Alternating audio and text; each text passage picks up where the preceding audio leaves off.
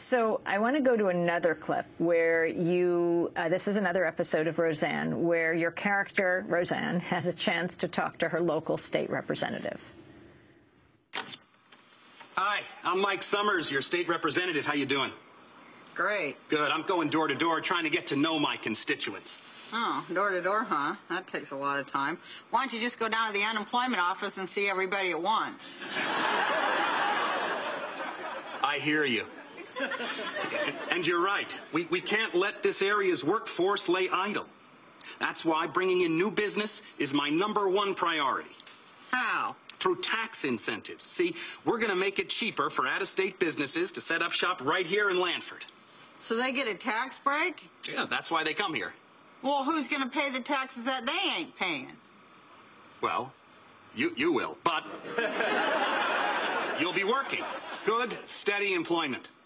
Union wages? Well, now, part of the reason these companies are finding it so expensive to operate in other locations... So they're going to dump the union so they can come here and hire us at scab wages, and then for that privilege, we get to pay their taxes. Is your husband home? Well, he's on the phone trying to keep us from losing our house. Hey, let's talk about that. See, we're broke. I can't even afford to go buy groceries unless it's double coupon day. You know, we should talk about that. Oh, but I have several houses I have to get to before I quit. Okay, great. I'll come with you. Boy, it's getting rough out here, Mike. You know, it's getting so my son is going to have to wear my daughter's hand-me-downs, and for real this time, not just for fun. There you were, talking to your state rep. This brings back memories, huh? Yeah, I had some good lines, yeah. How did Roseanne happen? How did this hit sitcom happen? You and John Goodman, the kids. Well, you know, it was put together by the Carsey Warner team and Karen Mandelbach, too, I believe. And, you know, they just knew what they were doing. They had already were running the Cosby Show, and they had a million other really great shows on. And so they knew what to do, and they did it. They first, you know, talked to me and asked. We talked about doing a show for working women, and they liked my stand-up, and so that's kind of where it all went from there.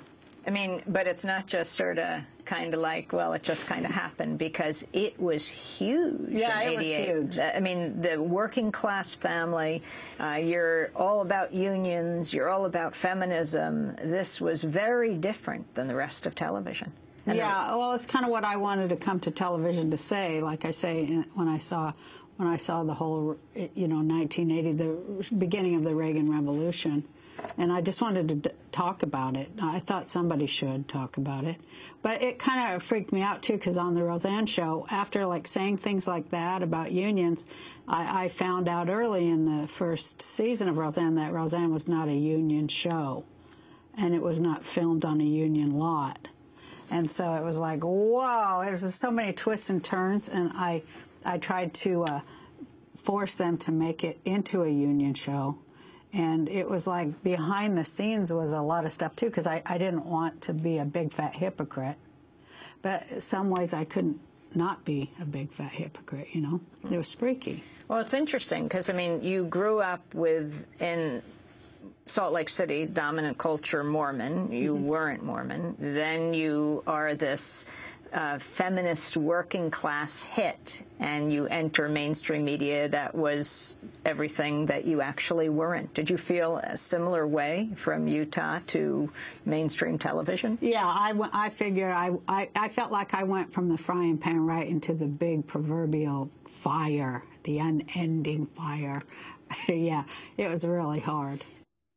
We'll be back with our interview with Roseanne Barr, the award-winning actress, the comedian, in 30 seconds.